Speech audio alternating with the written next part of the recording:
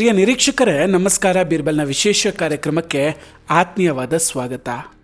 ವೀಕ್ಷಕರೇ, ಕಳೆದ 24 ಗಂಟೆಯಲ್ಲಿ ದೊಡ್ಡ ಬ್ರೇಕಿಂಗ್ ನ್ಯೂಸ್ ಏನಂದರೆ ಅಣ್ಣಾಮಲೈ ಅವರು ಅಂತಿಮವಾಗಿ BJPಗೆ ರಾಜೀನಾಮೆಯನ್ನು ನೀಡಿರೋದು.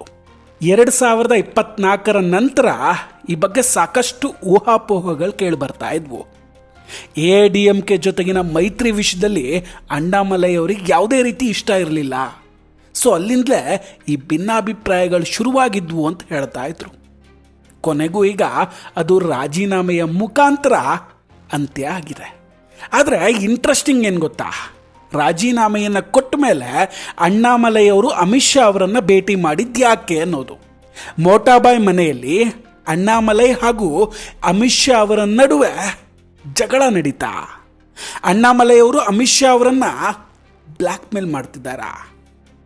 ಒಂದಷ್ಟು ಇಂಟ್ರೆಸ್ಟಿಂಗ್ ವಿಷಯಗಳನ್ನು ಈ ವಿಡಿಯೋದಲ್ಲಿ ಮಾತಾಡ್ತಾ ಹೋಗ್ತೀನಿ. ವಿಡಿಯೋವನ್ನು ಕೊನೆವರೆಗೂ ಮಿಸ್ ಮಾಡದೆ ನೋಡಿ. ಇನ್ನೂ ಕೂಡ ನಮ್ಮ ಬೀರ್ಬಲ್ ಚಾನಲನ್ನು ಸಬ್ಸ್ಕ್ರೈಬ್ ಮಾಡಿಲ್ಲ ಅಂದರೆ ಈ ಕೂಡಲೇ ಸಬ್ಸ್ಕ್ರೈಬ್ ಮಾಡಿ ಹಾಗೂ ಬೆಲ್ ಐಕಾನನ್ನು ಕ್ಲಿಕ್ ಮಾಡಿ.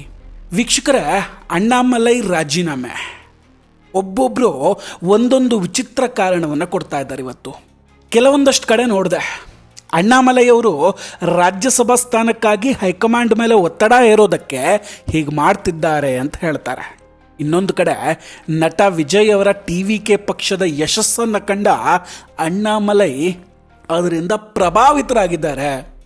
ಸೊ ವಿಜಯ್ ಮುಖ್ಯಮಂತ್ರಿ ಆಗಲು ಸಾಧ್ಯವಾದರೆ ನಾನು ಯಾಕೆ ಈ ಥರ ಹೊಸ ಚಳುವಳಿ ಆರಂಭಿಸಬಾರ್ದು ಅಂತ ಹೀಗೆ ಮಾಡ್ತಿದ್ದಾರೆ ಅಂತಲೂ ಕೆಲವರು ವಿಮರ್ಶೆ ಮಾಡ್ತಾ ಇದ್ದಾರೆ. ಆದರೆ ವೀಕ್ಷಕರೇ, ಇಲ್ಲಿ ಒಂದು ವಿಷಯವನ್ನು ಗಮನಿಸಿದ್ರ, BJPಯ ಯಾವುದೇ ನಾಯಕನಿಗೆ ಕೂಡ ಈ ಥರದ್ದೊಂದು ಆಫರ್ ಸಿಕ್ಕಿರಲಿಲ್ಲ. ಇದುವರೆಗೂ ಕೂಡ ಪಕ್ಷ ಬಿಟ್ಟು ಹೋಗುವಾಗ ಯಾವುದೇ ನಾಯಕನನ್ನು ಅಮಿತ್ ಶಾ ಅವರಾಗಲಿ ನರೇಂದ್ರ ಮೋದಿ ಅವರಾಗಲಿ ಹೀಗೆ ಭೇಟಿಗೆ ಸಮಯ ಕೊಟ್ಟು ಅವ್ರ ಜೊತೆ ಹೀಗೆ ಕೂತ್ಕೊಂಡು ಮಾತಾಡ್ತಾ ಇರಲಿಲ್ಲ. ಆದರೆ ಅಣ್ಣಾಮಲೈ ಅವರ ವಿಷಯದಲ್ಲಿ ಹಾಗೆ ನಡೀಲಿಲ್ಲ. ಅಣ್ಣಾಮಲೈ ಅವರು ಅಮಿತ್ ಶಾ ಅವರನ್ನು ಖುದ್ದಾಗಿ ಭೇಟಿ ಮಾಡ್ತಾರೆ. ಜೊತೆಗೆ ಪ್ರಧಾನಿ ನರೇಂದ್ರ ಮೋದಿ ಅವರನ್ನು ಕೂಡ ಭೇಟಿ ಮಾಡುವಂತಹ ಸಾಧ್ಯತೆ ಇದೆ. ಇಲ್ಲೇ ಇರೋದು ಇಂಟ್ರೆಸ್ಟಿಂಗ್ ವಿಷಯಗಳು. ಕೆಲವು ಮಾಧ್ಯಮಗಳು ಅಮಿತ್ ಶಾ ಮತ್ತು ಅಣ್ಣಾಮಲೈ ಅವರ ನಡುವೆ ಜಗಳ ಆಗಿದೆ ಅಂತ ಮಸಾಲೆಯನ್ನು ಬೆರೆಸಿ ವರದಿ ಮಾಡ್ತಾ ಇದ್ದಾವೆ. ಆದರೆ ವಾಸ್ತವವೇ ಬೇರೆ. ಅಮಿತ್ ಶಾ ಮತ್ತು ಅಣ್ಣಾಮಲೈ ಭೇಟಿಯ ಫೋಟೋಗಳನ್ನು ಒಮ್ಮೆ ನೋಡಿ. ಅಲ್ಲಿ ಯಾವ ಜಗಳ ಆದಂಗೆ ಕಾಣಿಸ್ತಾ ಇದೆ. ಆ್ಯಕ್ಚುಲಿ BJPಯಲ್ಲಿ ರಾಜೀನಾಮೆ ನೀಡಿದ ಯಾವ ವ್ಯಕ್ತಿಯನ್ನು ಕೂಡ ಇಷ್ಟು ಗೌರವದಿಂದ ಕರೆಸಿ ಮಾತಾಡಿದ್ದು ಹಿಸ್ಟ್ರಿಯಲ್ಲೇ ಇರಲಿಲ್ಲ. ಆದರೆ ಅಣ್ಣಾಮಲೈ ಅವರಿಗೆ ಆ ಗೌರವ ಸಿಗುತ್ತೆ. ಮೊದಲು ಅಣ್ಣಾಮಲೈ ಅವರು ನಿತಿನ್ ನಬೀನ್ ಅವರಿಗೆ ರಾಜೀನಾಮೆ ಪತ್ರವನ್ನು ನೀಡ್ತಾರೆ. ನಂತರ ಅಮಿತ್ ಶಾ ಅವರನ್ನು ಭೇಟಿ ಕೂಡ ಮಾಡ್ತಾರೆ. ಇದೆಲ್ಲ ನೋಡ್ತಾ ಇದ್ರೆ ಇದೊಂದು ದೊಡ್ಡ ರಾಜಕೀಯ ತಂತ್ರಗಾರಿಕೆ ಥರ ಕಾಣಿಸ್ತಾ ಇದೆ. ವೀಕ್ಷಕರೇ, ತಮಿಳುನಾಡಿನ ರಾಜಕೀಯ ಪರಿಸ್ಥಿತಿಯನ್ನು ಒಮ್ಮೆ ಗಮನಿಸಿ.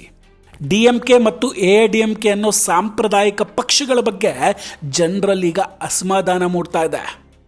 ಸೊ ಆ ಜಾಗವನ್ನು ತುಂಬೋದಕ್ಕೆ ಈಗ 2 ಹೊಸ ಶಕ್ತಿಗಳು ಮುಂಚೂಣಿಗೆ ಬರ್ತಾ ಇದೆ. ಒಂದು ವಿಜಯ್ ಜೋಸೆಫ್ ಅವರ TVK, ಮತ್ತೊಂದು ಅಣ್ಣಾಮಲೈ ಅವರ ಈ ಹೊಸ ಹಾದಿ. ಈ ಇಬ್ಬರು ಪರಸ್ಪರ ವಿರೋಧಿಸುವಂತ ನಟಿಸಬಹುದು. ವಿಜಯ್ ಅವರು ಜಾತ್ಯತೀತತೆ ಮತ್ತು ಕ್ರಿಶ್ಚಿಯನ್ ಪ್ರಭಾವದ ಬಗ್ಗೆ ಮಾತಾಡಿದ್ರೆ, ಅಣ್ಣಾಮಲೈ ಅವರು ರಾಷ್ಟ್ರೀಯತೆ ಮತ್ತು ತಮಿಳು ಸಂಸ್ಕೃತಿಯು ಹಿಂದೂ ಸಂಸ್ಕೃತಿಯ ಭಾಗ ಅಂತ ಹೇಳ್ತಾರೆ. ಮುಂದಿನ 5 ವರ್ಷಗಳಲ್ಲಿ ಪರಿಸ್ಥಿತಿ ಹೇಗಿರುತ್ತೆ ಅಂದರೆ, ಒಂದು ಕಡೆ ಕರುಣಾನಿಧಿ, ಮತ್ತೊಂದು ಕಡೆ ಜಯಲಲಿತಾ ಇದ್ದಂಗೆ ವಿಜಯ್ ಮತ್ತು ಅಣ್ಣಾಮಲೈ ಅವರು ಇರ್ತಾರೆ. ಸ್ಟಾಲಿನ್ ನಂತರ DMKಯನ್ನು ಮುನ್ನಡೆಸೋದಕ್ಕೆ ಉದಯನಿಧಿ ಅವರಿಗೆ ಅಷ್ಟು ಶಕ್ತಿ ಅಂತೂ ಖಂಡಿತ ಇಲ್ಲ. ಜಯಲಲಿತಾ ನಂತರ AIADMK ಕೂಡ ಮುಗಿದು ಹೋಗ್ತಾ ಇದೆ. ಸೊ ಈಗ ವಿಜಯ್ ಮತ್ತು ಅಣ್ಣಾಮಲೈ ಆ ಎಲ್ಲ ಜಾಗವನ್ನು ತುಂಬ್ತಾ ಇದ್ದಾರೆ. ಹಾಗೆ ಒಂದು ಕುತೂಹಲಕಾರಿ ವಿಷಯ ಇದೆ, ಗಮನಿಸಿ. ವಿಜಯ್ ಜೋಸೆಫ್ ಅವರು ದೆಹಲಿಗೆ ಬಂದಾಗ BJPಯಿಂದ ಅವರಿಗೆ ಅದ್ದೂರಿಯಾದಂತಹ ಸ್ವಾಗತ ಸಿಗುತ್ತೆ. ಇನ್ನೊಂದು ಕಡೆ BJP ಬಿಟ್ಟ ನಂತರ ಅಣ್ಣಾಮಲೈ ಅವರಿಗೆ ಕೂಡ ಅಷ್ಟೇ ಗೌರವ ಸಿಗ್ತಾ ಇದೆ. ಸೊ ಈಗ ಅನುಮಾನ ಏನಂದರೆ, ಇವರಿಬ್ಬರು ಕೂಡ ಅಮಿತ್ ಶಾ ಮತ್ತು ಮೋದಿ ಅವರ ಅಸ್ತ್ರ ಇರಬಹುದಾ? ಇದ್ರೂ ಆಶ್ಚರ್ಯ ಇಲ್ಲ ಬಿಡಿ. ಅಮಿತ್ ಶಾ ಅವರು ರಾಜಕೀಯವನ್ನು ಚೆಸ್ ಆಟದಂತೆ ಆಡ್ತಾರೆ. ಕಾಂಗ್ರೆಸ್ ಪಕ್ಷ ವಿಜಯ್ ಜೊತೆ ಮೈತ್ರಿಗೆ ಪ್ರಯತ್ನ ಪಡುತ್ತೆ. ಆದರೆ ಅವರು ಅದನ್ನು ನಿರಾಕರಿಸ್ತಾರೆ. ಒಟ್ಟಾರೆಯಾಗಿ ಹೇಳಬೇಕಂದ್ರೆ ತಮಿಳುನಾಡಿನಲ್ಲಿ ADMK ಮತ್ತು DMKಯ ಹಿಂದೂ ವಿರೋಧಿ ಮತ್ತು ಭಾರತ ವಿರೋಧಿ ರಾಜಕೀಯವನ್ನು ಕೊನೆಗಾಣಿಸೋದೇ ಈ ದೊಡ್ಡ ಆಟದ ಅಂತಿಮ ಗುರಿ ಇದ್ದಂಗಿದೆ. ಅಣ್ಣಾಮಲೈ ಅವರು ಹೇಳ್ತಾರೆ, ನನಗೆ ಮೋದಿ ಮತ್ತು ಅಮಿತ್ ಶಾ ಅವ್ರ ಮೇಲೆ ಅಪಾರವಾದಂತಹ ಗೌರವ ಇದೆ. ನನ್ನ ಹೊಸ ಚಳುವಳಿ ತಮಿಳು ಸಂಸ್ಕೃತಿ ಕೇಂದ್ರಿತ ರಾಷ್ಟ್ರೀಯವಾದಿ ಪಕ್ಷವಾಗಿರುತ್ತೆ ಮತ್ತು ಅದರಲ್ಲಿ ಹಿಂದೂ ಧರ್ಮದ ಸ್ಪರ್ಶವಿರುತ್ತೆ ಅಂತ. ವಿಜಯ್ ಅವ್ರ ಪಕ್ಷದಲ್ಲಿ ಕ್ರಿಶ್ಚಿಯನ್ ಟಚ್ ಇದ್ದರೆ ಅಣ್ಣಾಮಲೈ ಅವರ ಪಕ್ಷದಲ್ಲಿ ಹಿಂದೂ ಟಚ್ ಇರುತ್ತೆ. ಹಿಂದೆ ದುಬೈನಲ್ಲಿ ಒಂದು ಸಭೆ ನಡೆದ 4 ತಿಂಗಳ ನಂತರ ಇದೇ ವಿಜಯ್ ಅವ್ರ ಮೇಲೆ ED ದಾಳಿ ನಡೆದಿತ್ತು, ನೆನಪಿದೆಯಾ? ಅದಾದ ತಕ್ಷಣವೇ ವಿಜಯ್ ಅವರು ರಾಜಕೀಯಕ್ಕೆ ಬರೋದಾಗಿ ಘೋಷಣೆ ಮಾಡ್ತಾರೆ. DMK ತಮ್ಮ ಶತ್ರು ಅಂತ ಹೇಳ್ಕೊಳ್ತಾರೆ. ಇದೆಲ್ಲ ನೋಡ್ತಾ ಇದ್ರೆ ಪ್ರೀ ಪ್ಲ್ಯಾನ್ಡ್ ಇರಬಹುದಾ? ಈ ಅನುಮಾನ ಅಂತೂ ಖಂಡಿತ ಕಾಡ್ತಾ ಇದೆ. ತಮಿಳುನಾಡಿನ ಜನ DMK ಮತ್ತು ADMK ನಡುವೆ ಸಿಕ್ಕಾಕೊಂಡ್ಬಿಟ್ಟಿದ್ದಾರೆ. ಸೊ BJP ಅಥವಾ RSS ಅನ್ನು ದ್ವೇಷಿಸುವವರಿಗಾಗಿ ವಿಜಯ್ ಅವರಂತಹ ಒಂದು ಆಯ್ಕೆ, ಜೊತೆಗೆ ದ್ರಾವಿಡ ಪಕ್ಷಗಳಿಂದ ಬೇಸತ್ತು ರಾಷ್ಟ್ರೀಯತೆಯನ್ನು ಬಯಸುವವರಿಗಾಗಿ ಅಣ್ಣಾಮಲೈ ಅವರ ಆಯ್ಕೆ.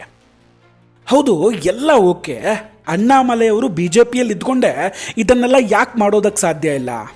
ಅವರು ಅಷ್ಟೊಂದು ಪಾದಯಾತ್ರೆಗಳನ್ನು ಮಾಡಿದ್ರು, ಕಷ್ಟಪಟ್ಟರು. ಆದರೂ BJPಗೆ ಬಿಡಬೇಕಾದ ಅನಿವಾರ್ಯತೆ ಏನಿತ್ತು?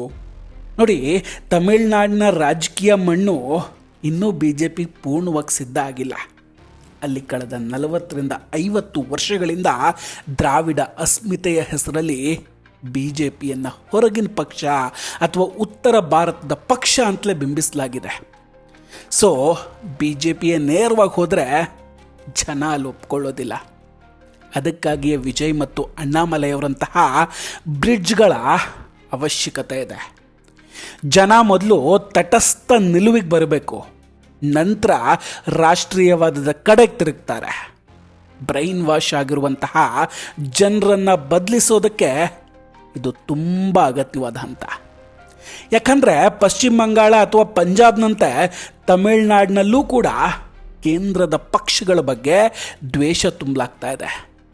ADMK ಮತ್ತು DMK ಈ ದ್ವೇಷದ ಮೇಲೆಯೇ ಬೆಳೀತಾ ಇದೆ. ಅಣ್ಣಾಮಲೈ ಅವರಿಗೆ BJPಯ ಒಳಗಿನ ಕಿತ್ತಾಟಗಳು ಮತ್ತು ಕಾಲೆಳೆಯುವಂತಹ ತಂತ್ರಗಳಿಂದಾಗಿ ಈ ಕೆಲಸ ಮಾಡೋದಕ್ಕೆ ಕಷ್ಟ ಆಗ್ತಾ ಇರಬಹುದು. BJPಯಲ್ಲಿ ಶಿಸ್ತಿರುತ್ತೆ, ಆದರೆ ಕೆಲವೊಮ್ಮೆ ಮುಕ್ತವಾಗಿ ಹೋರಾಡೋದಕ್ಕೆ ಫ್ರೀ ಹ್ಯಾಂಡ್ ಕೂಡ ಬೇಕಾಗುತ್ತೆ. ಅಣ್ಣಾಮಲೈ ಈಗ ಆ ಮುಕ್ತ ಅವಕಾಶವನ್ನು ಪಡೆದುಕೊಳ್ತಾ ಇದ್ದಾರೆ. ಇತಿಹಾಸವನ್ನು ಒಮ್ಮೆ ಗಮನಿಸಿ. ಕರ್ನಾಟಕದಲ್ಲಿ ಯಡಿಯೂರಪ್ಪ ಅವರು KJP ಪಕ್ಷವನ್ನು ಕಟ್ಟಿದ್ರು, ನಂತರ ಮತ್ತೆ BJPಗೆ ಬಂದು CM ಆಗ್ತಾರೆ.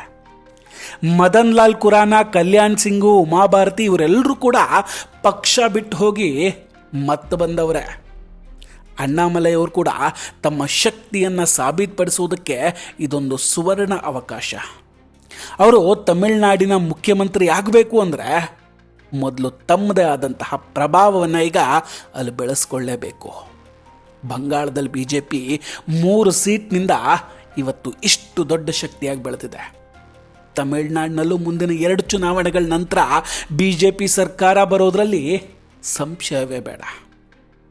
ವೀಕ್ಷಕರೇ, ಅಣ್ಣಾಮಲೈ ಅವರ ರಾಜೀನಾಮೆಯ ಬಗ್ಗೆ ನಿಮ್ಮ ಅಭಿಪ್ರಾಯ ಏನು? ದಯವಿಟ್ಟು ಕಮೆಂಟ್ ಮಾಡಿ ತಿಳಿಸಿ. ನಾವು ಕೊಟ್ಟಂತಹ ಮಾಹಿತಿಗಳು ನಿಮಗೆ ಇಷ್ಟ ಆಗಿದ್ದರೆ ವಿಡಿಯೋವನ್ನು ಲೈಕ್ ಮಾಡಿ ಹಾಗೂ ಶೇರ್ ಮಾಡಿ.